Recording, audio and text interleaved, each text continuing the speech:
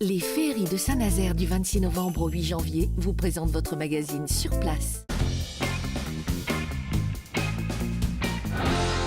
Nous sommes toujours sur place au café Le Molière à Nantes et on parle toujours de la situation du FC Nantes avec nos invités Andreas et Nicolas, Pascal Bolo et Patrice Rio. On les remercie encore d'être avec nous et on parlait d'effectifs avant la pause, donc on va en redire un petit mot quand même. Ces effectifs qui changent, c'est aussi ça petit coup de qui gueule, pose petit problème. coup de Voilà, petit coup de gueule. Non, Coup de cœur, coup de gueule. Je me demandais si le fait de la non-régularité des équipes en championnat de France n'était pas aussi dû un petit peu au fait que les effectifs bougent beaucoup et que les meilleurs éléments partent à chaque fois vers les championnats étrangers et que dès qu'on a un joueur dans son club qui commence à être bon, on peut pas s'empêcher d'avoir un pincement au cœur et on peut pas s'enflammer à 100% pour lui parce qu'on sait que s'il est trop bon, il va partir. Donc on veut qu'il soit bon mais pas trop et ça crée une situation vraiment, manque de stabilité des équipes, c'est un peu un mal de cette époque. Micro, s'il vous plaît. Pardon. Je suis assez d'accord avec cette remarque et notamment au début de saison. Après, il y a la valeur intrinsèque des joueurs aussi qui est plus ou moins bonne. C'est vrai que depuis quelques saisons à Nantes, en termes de recrutement, les joueurs, c'est pas du haut niveau. C'est pas du haut niveau, faut l'admettre. Il y en a quelques-uns que je trouve très bons, donc genre Lucas Lima, Guillaume Gillet. Ouais. J'ai l'impression que c'est le collectif c'est ça qui est magique dans le football, c'est qu'on peut avoir des bons joueurs comme ça qu'on regarde individuellement, mais pour que la mayonnaise prenne, il y a des choses qui sont... On a beaucoup parlé, c'est vrai, là, de cycles. En fait, il y a des cycles dans l'histoire du FC Nantes. On est peut-être juste là dans un mauvais cycle. Si on se projette un petit peu, qu'on imagine l'avenir, qu'est-ce qu'il faut faire pour que le club reprenne du poil de la bête, un meilleur recrutement, un nouvel entraîneur, un nouveau président, pourquoi pas Déjà, il faut prendre Usain Bolt, si on est d'accord, c'est sûr. Il court vite. Voilà, pour casser les lignes adverses. C'est vrai, il regarde M. Kita. C'est important. Oui. Donc Usain Bolt à Nantes, tu vois, pour qu'il s'entraîne avant d'aller à Manchester. 99 en vitesse. Ouais. Faut se grouiller parce qu'il va perdre sa vitesse au fur et à mesure. Donc, Non, qu'est-ce qu'on fait pour redresser le club? Je ne sais pas, moi. Non, mais Usain Bolt, c'est une bonne piste. Mais Viorel Moldovan, il n'est pas encore trop vieux. Moi, je peux encore marquer. Moldovan, c'est une bonne piste aussi parce que lui, votre il a pas chouchou, besoin de bouger. Ah oui, c'est notre chouchou. C'est le meilleur. Ouais. C'est un grand souvenir. Le mec, il marchait dans la boue, il traînait, il était gros, mais il marquait des buts. Quoi. Bon, ça passe par les joueurs, ça passe pas par l'entraîneur ou le président. Non, Boumsong avait dit un truc sur Moldovan. Non. On est là pour parler de Moldovan. Il avait dit Moldovan, on gagne 9 duels sur 10 dans le match, mais le 10e, il y a but. Bah ouais. Entraîneur, président, on change ou pas? On change tout, on change le club, on change le nom, on change de ville. Ouais, voilà. Ça s'appelle le Real Madrid et je pense qu'on va gagner. Et comme ça va marcher.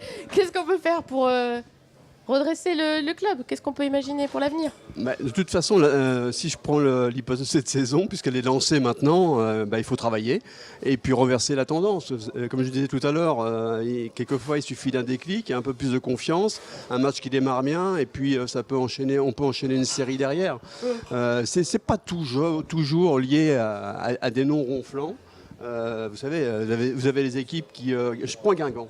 Regardez Guingamp. Aujourd'hui, c'est une équipe qui est composée de joueurs qui ne sont pas hyper médiatiques depuis des saisons.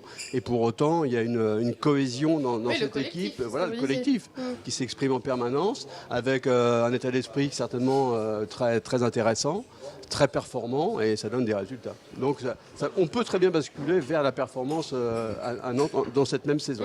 Pascal Bolo, pour l'avenir, qu'est-ce qu'on peut imaginer? Sur le plan technique, je ne suis naturellement pas compétent et en tant qu'élu, je me garderais bien de mettre un pouce sur ce terrain-là. En revanche, ce que je peux dire, c'est que je crois que à la fois la sérénité dans l'environnement et la stabilité doivent être des facteurs d'amélioration de la performance. Parce que si y a du parasitage en permanence, de la tension permanente, de l'incertitude, l'entraîneur va-t-il être viré ou pas viré, etc. Tel joueur va-t-il partir au mercato ou pas, et Sigthorsson, est-ce qu'il va revenir? Mais des tensions, est-ce qu'il y en a entre la ville et le club, par exemple? Il n'y a pas de tension entre la ville et le club, sauf quand, ponctuellement, le club et la ville peuvent ne pas être d'accord sur le montant des aménagements à faire au stade de la Beaujoire. La construction d'un nouveau stade éventuellement. Par exemple. Il y a des sujets qui reviennent quand même. C'est la vie de tous les jours dans la relation entre une ville-centre et son club phare. Mais en tout cas, ce qui me semble évident, c'est qu'il faut qu'il y ait un petit peu de patience de la part de l'ensemble des acteurs autour du club et que on puisse laisser travailler les gens dans ce métier. Je reste persuadé. On est tous supporters. Donc il y a 25-30 000 coachs, 30 000 tacticiens. autour Et autant en dehors du stade aussi. et autant en dehors du stade devant les postes de télé. Ouais. Donc ça c'est normal, ça fait partie du jeu. Le football a énormément changé, son économie a changé. Il y a beaucoup de perturbateurs, les agents qui tournent autour des plus jeunes joueurs, etc. Tout ça rend les choses beaucoup plus compliquées. Donc je crois que ce dont le club a besoin, c'est de stabilité et de sérénité. Voilà, bon, ce sera le mot de la fin parce qu'on arrive déjà au terme de notre émission. On va donner rendez-vous pour le prochain match. Ça se passe samedi au Parc des Princes. Donc le FC Nantes va jouer contre le Aïe, PSG. aïe, aïe. Prochain concert. Et pourquoi pas le début d'une bonne série. Et pourquoi Si pas le début d'une bonne série, non, on va mais c'est miser ça, si là-dessus. on fait 2-2 Andreas au et Parc. Nicolas On fait sont en 2-2. concert aussi à Nantes. Ils jouent à Nantes à domicile, la Stéréolux le 17 décembre. Ce sera pour les Rockers ont du cœur. Télé Nantes y sera également. Et puis vous, Pascal Bollon, on vous retrouve au prochain Conseil métropolitain le 16 décembre. C'est ça, par exemple. Prochaine performance. Merci beaucoup à vous d'avoir accepté notre invitation. Merci à vous de nous avoir suivis. À très bientôt. Les féeries de Saint-Nazaire, toute la magie de Noël à Saint-Nazaire du 26 novembre au 8 janvier.